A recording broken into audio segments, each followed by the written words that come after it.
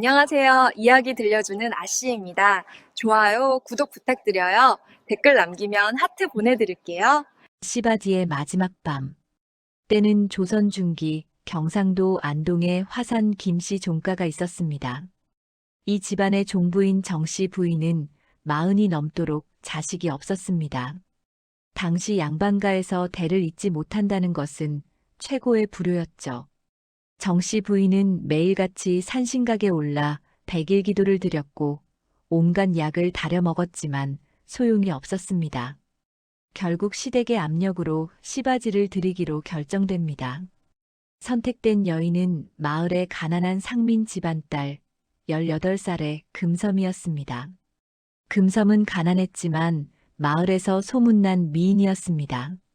버드나무 같은 허리에 백옥 같은 피부를 가진 여인이었죠. 어느 봄날 저녁 금섬은 종가의 사랑채로 불려갔습니다. 대청마루에는 붉은 비단이 깔려 있었고 은은한 촛불이 타오르고 있었습니다. 김진사가 들어왔을 때 금섬은 고개를 들 수 없었습니다. 떨리는 손으로 치마폭을 꽉 쥐고 있었죠. 두려워 마시오. 우리 집안의 대를 잇기 위한 일이니 김진사의 손이 금섬의 떨리는 어깨에 닿았습니다. 금섬의 흰 목덜미에 땀방울이 맺혔고 촛불 그림자가 두 사람의 실루엣을 벽에 크게 드리웠습니다. 그날 밤 안채에서는 정씨 부인이 혼자 촛불을 응시하며 밤을 지새웠습니다. 사랑채에서 들려오는 작은 소리들이 칼처럼 그녀의 가슴을 찔렀습니다. 석 달 후 금섬에게서 태기가 나타났습니다. 종가는 들썩였고 어른들은 모두 기뻐했습니다. 하지만 정씨 부인의 마음은 더욱 무거워졌습니다. 자신의 무능함이 온 집안에 드러나는 것 같았고 금섬을 볼 때마다 가슴 속에서 불길이 타올랐습니다. 전현이 저렇게 쉽게. 정씨 부인은 밤마다 베개를 물어뜯으며 울었습니다. 자존심과 질투 그리고 열등감이 그녀를 집어삼켰습니다. 금섬의 배가 불러올수록 정씨 부인의 마음은 더욱 비틀어졌습니다. 어느 날 정씨 부인은 금섬을 안채로 불렀습니다. 내가 아무리 아이를 낳는다 해도 너는 평생 천한 씨바지일 뿐이다. 그 아이도 내 자식으로 호적에 오를 것이고 너는 아무것도 아니게 되는 것이니라. 금섬은 고개를 숙인 채 눈물만 흘렸습니다. 정씨 부인은 금섬에게 일부러 무거운 빨래와 청소를 시켰습니다. 임신부가 해서는 안 될 일들을 강요했죠. 마님, 제가 아이를 가졌는데 그래서 어쩌자는 것이냐? 밤만 축내지 말고 내 할 일이나 하거라. 금섬은 추운 겨울날에도 냉수로 빨래를 해야 했고 무거운 물항아리를 날라야 했습니다. 어느 날 금섬이 우물가에서 물동이를 이고 가다가 미끄러져 넘어졌습니다. 배를 움켜쥐고 신음하는 금섬을 본 정씨 부인은 차가운 미소를 지었습니다. 하지만 다행히 아이는 무사했습니다. 금섬의 뱃속 아이는 생각보다 건강했던 것이죠. 아이를 유산시키는데 실패한 정씨 부인은 더욱 교활한 계략을 세웁니다. 어느 날 밤 정씨 부인은 무당을 불렀습니다. 이 집안에 귀신이 들었소. 시바디의 뱃속 아이가 엽기의 환생이라오. 무당은 돈을 받고 거짓 구판을 벌였습니다. 종가의 어른들이 모인 자리에서 무당은 헛소리를 늘어놓았죠. 이 아이를 낳으면 종가의 재앙이 닥칠 것입니다. 시바디를 당장 내쫓아야 합니다. 하지만 김진사는 단호했습니다. 말도 안 되는 소리. 금섬은 우리 집안의 대를 이을 아이를 가진 몸이요. 누구도 그녀를 해치지 못하게 할 것이요. 김진사의 보호로 금섬은 무사했지만 이 사건 이후 금섬의 마음에도 변화가 생겼습니다.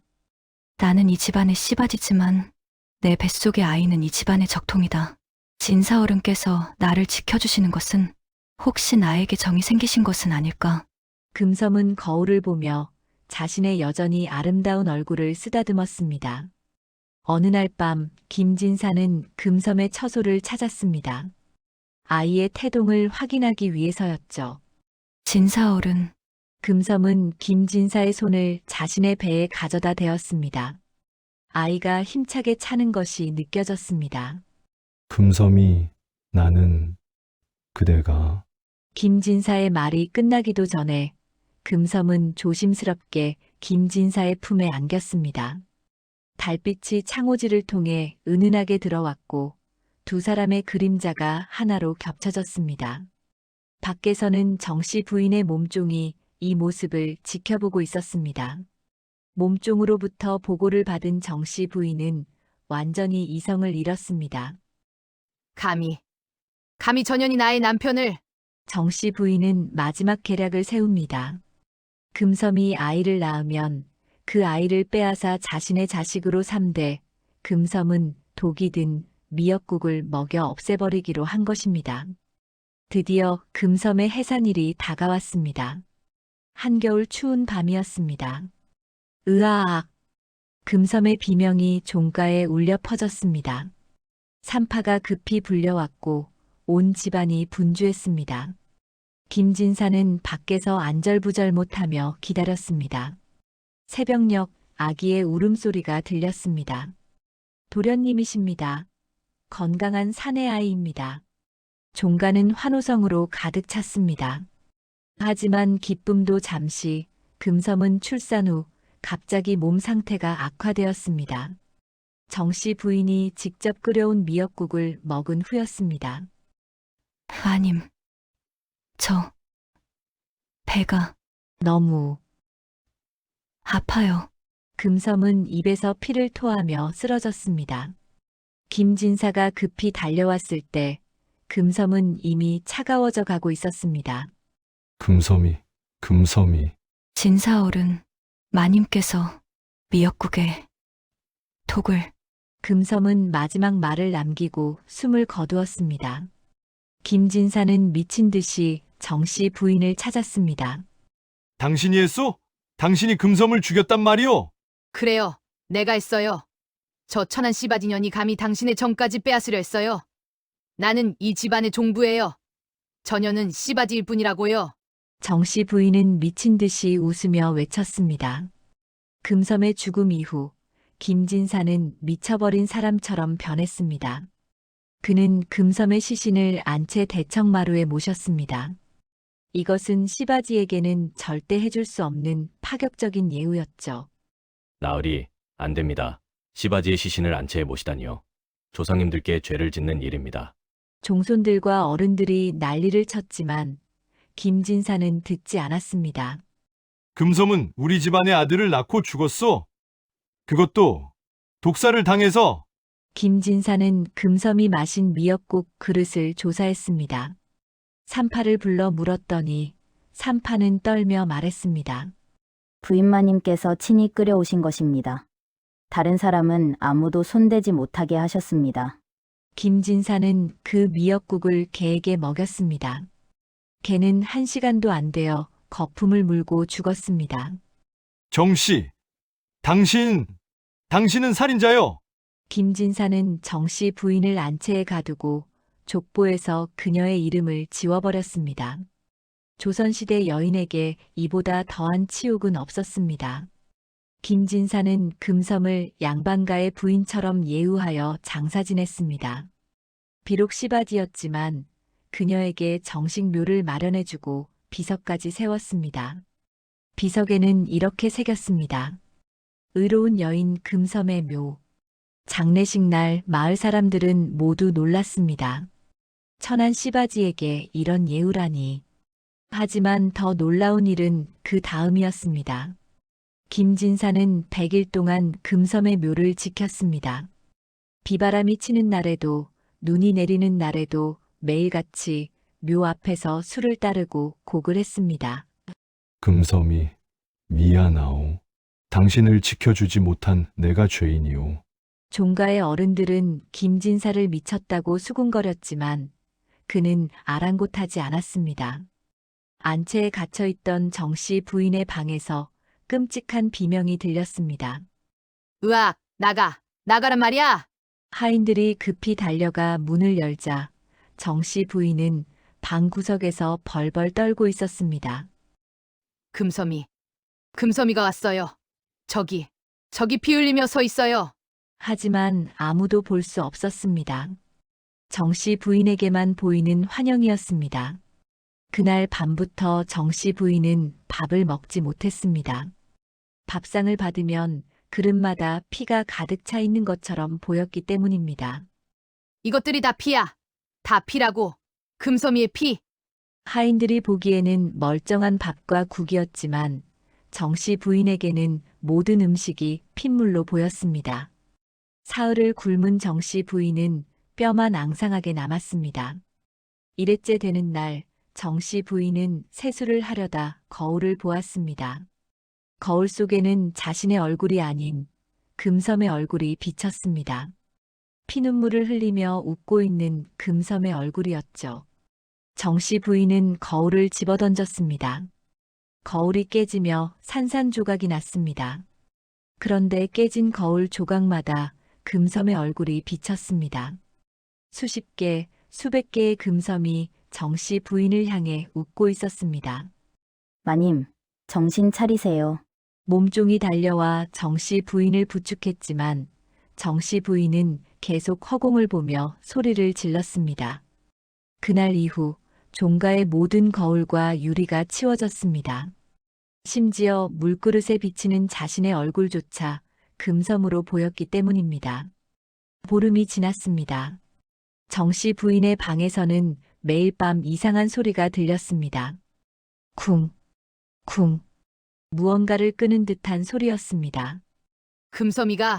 금섬이가 나를 끌고 가려고 해요. 저승으로. 정씨 부인은 방 기둥을 붙잡고 버텼습니다.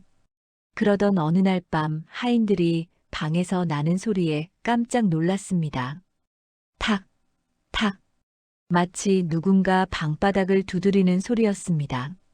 용기를 내어 문틈으로 엿보니 정씨 부인 혼자 방 안에 있었지만 그녀의 그림자는 둘이었습니다. 정씨 부인의 그림자 뒤에 긴 머리를 늘어뜨린 여인의 그림자가 함께 있었던 것입니다. 금섬이, 제발 용서해다오. 정씨 부인은 밤새도록 빌고 또 빌었습니다. 한 달이 지났습니다. 정씨 부인은 그토록 원하던 아들을 품에 안아보려 했습니다. 금섬의 아들, 이제는 자신의 아들이 된 그 아이를요. 어미가 안아주마. 하지만 신기하게도 아기는 정씨 부인의 품에만 안기면 울음을 터뜨렸습니다. 젖을 물려도 흔들어도 소용이 없었습니다. 아기는 마치 무언가를 보고 두려워하는 것처럼 계속 울었습니다. 유모가 안으면 금방 조용해졌지만 정씨 부인이 다가가기만 하면 아기는 또 울기 시작했습니다. 저 아이도 나를 거부하는구나. 어미의 원한이 아이에게 전해진 것인가. 정씨 부인은 무릎을 꿇고 통곡했습니다. 2달째 정씨 부인의 상태가 심각해지자 종가에서는 유명한 무당을 불렀습니다. 이번에는 돈으로 매수한 무당이 아니라 경상도에서 신통력이 있다고 소문난 진짜 만신이었습니다. 무당이 종가에 들어서자마자 얼굴이 하얗게 질렸습니다. 이 집안에 원한이 사무친 원기가 있습니다. 억울하게 죽은 여인의 혼이 이 집을 떠나지 못하고 있어요. 무당은 금섬의 혼을 위로하기 위한 굿을 하겠다고 했습니다. 굿판이 벌어지고 무당이 춤을 추며 신을 불렀습니다. 금섬이의 혼이시여, 내 몸에 내리소서. 갑자기 무당의 몸이 경련하더니 목소리가 완전히 바뀌었습니다. 금섬의 목소리였습니다. 나는 아무 죄도 없이 죽었어요. 단지 아이를 낳았다는 죄밖에. 왜 나를 죽였어요? 무당의 입을 통해 나온 금섬의 목소리에 종가의 모든 사람들이 숨을 죽였습니다. 정씨 부인. 당신은 내가 진사어른의 마음을 빼앗을까 두려웠지요. 하지만 나는 단지 살고 싶었을 뿐이에요. 가난에서 벗어나고 싶었을 뿐이에요. 정씨 부인은 무당 앞에 무릎을 꿇었습니다. 미안하오. 내가 악귀였소. 용서해 주시오. 하지만 무당은 차갑게 말했습니다. 용서는 저승에서나 빌으세요. 당신도 곧 오실 테니까요. 그 말을 끝으로 무당은 쓰러졌습니다. 그날 밤 김진사는 큰 결심을 했습니다. 그는 정씨 부인을 완전히 내쳤습니다. 사약을 내리지는 않았지만 친정으로 돌려보내고 이혼 문서를 썼습니다. 당신은 더 이상 이 집안의 종부가 아니오. 떠나시오. 정씨 부인은 가마에 실려 친정으로 돌아갔습니다. 하지만 친정에서도 그녀를 반기지 않았습니다. 너는 우리 집안의 수치다. 결국 정씨 부인은 친정 사랑채 구석방에 갇혀 지내게 되었습니다. 한편 김진사는 놀라운 결정을 내렸습니다. 그는 금섬의 무덤 옆에 자신의 수의를 마련해 두었습니다. 나는 죽어서 금섬 곁에 묻히겠소. 비록 살아서는 그녀를 제대로 지켜주지 못했지만 죽어서라도 함께 있고 싶소. 이것은 조선시대 양반으로서는 상상도 할 수 없는 일이었습니다. 씨바지와 함께 묻히다니요. 종가의 어른들이 극구 반대했지만 김진사의 뜻은 확고했습니다. 정씨 부인이 친정으로 쫓겨간 지 100일째 되던 날, 친정 하인이 아침에 방문을 열자 정씨 부인이 죽어 있었습니다. 목을 맨 것도 아니고 독을 마신 것도 아니었습니다. 그냥 죽어 있었습니다. 얼굴에는 극도의 공포가 서려 있었고 입은 크게 벌려진 채였습니다. 마치 무언가 끔찍한 것을 보고 그대로 굳어버린 것 같았습니다. 금섬이가 데려간 것이오. 마을 사람들은 수군거렸습니다. 정씨 부인의 장례는 간소하게 치러졌고 묘는 친정산 구석진 곳에 외롭게 만들어졌습니다. 세월이 흐르고 3년이 흘렀습니다. 금섬의 아들은 건강하게 자랐습니다. 김진사는 아이에게 금아라는 이름을 지어주었습니다. 너희 어미 금섬을 기리는 이름이니라. 아이가 3살이 되던 해 신기한 일이 일어났습니다. 금아가 말을 배우기 시작했는데 어느 날 갑자기 금섬의 무덤 앞에서 절을 하는 것이었습니다. 어마마마. 김진사는 눈물을 흘렸습니다. 그래, 저기 너희 진짜 어마마마가 계시단다. 아이는 자라면서 금섬과 똑같은 얼굴을 갖게 되었습니다. 특히 웃을 때의 모습은 금섬이 환생한 것처럼 똑같았습니다. 금아가 10살이 되던 해, 금아는 총명하고 착한 아이로 자랐습니다. 하지만 종가의 다른 일가들은 금아를 멀리했습니다. 씨바지의 자식이라는 낙인 때문이었죠. 저 아이는 천한 씨바지의 피를 받았다. 종통을 이을 자격이 없다. 수군거림이 끊이지 않았습니다. 어느 날 금아는 아버지 김진사에게 물었습니다. 아버지, 저희 어머니는 어떤 분이셨나요? 김진사는 금아를 데리고 금섬의 무덤으로 갔습니다. 네, 어머니는 세상에서 가장 아름다운 분이셨단다. 착하고 순수한 분이셨지. 하지만 아버지가 그분을 지켜드리지 못했구나. 김진사는 무덤 앞에서 오래도록 울었습니다. 어머니, 제가 꼭 훌륭한 사람이 되겠습니다. 그래서 어머니의 이름을 빛내드리겠습니다. 10살 아이의 다짐이었지만 김진사는 그 말이 진심임을 알 수 있었습니다. 금아가 15이 되던 해 김진사는 병이 들었습니다. 임종을 앞둔 그는 금아를 불렀습니다. 금아야, 아버지는 곧 내 어머니 곁으로 갈 것 같구나. 아버지, 아버지를 너무 원망하지 마라. 아버지도 그 시대의 제도에 갇혀있던 불쌍한 사람이었단다. 김진사는 마지막 유언을 남겼습니다. 내가 죽거든 정씨 부인 곁이 아닌 금섬의 무덤 옆에 묻어다오. 그것이 아버지의 마지막 소원이니라. 사흘 후 김진사는 세상을 떠났습니다. 종가의 어른들이 반대했지만 금아는 아버지의 유언을 지켰습니다. 김진사는 금섬의 무덤 바로 옆에 묻혔습니다. 장례식 날 밤 마을 사람들은 이상한 광경을 목격했습니다. 금섬과 김진사의 무덤 사이에서 희미한 빛이 났고 두 개의 그림자가 손을 맞잡고 서 있는 것이 보였다고 합니다. 그날 이후로 금섬의 원기는 더 이상 나타나지 않았습니다. 그 후 50년, 금화는 장성하여 과거에 급제했습니다. 하지만 그는 벗을길에 나가지 않았습니다. 대신 마을의 서당을 열어 가난한 아이들을 가르쳤습니다. 신분의 귀천이 무슨 상관이겠습니까? 모두 똑같은 사람입니다. 금화의 서당에는 양반 자제뿐만 아니라 상민의 자식들도 함께 공부했습니다. 당시로서는 혁명적인 일이었죠. 금화는 평생 독신으로 살았습니다. 좋은 혼처가 많았지만 모두 거절했습니다. 나는 어머니와 같은 비극을 만들고 싶지 않습니다. 금화는 70이 넘어 세상을 떠났는데 그의 무덤도 어머니 금섬과 아버지 김진사 곁에 만들어졌습니다.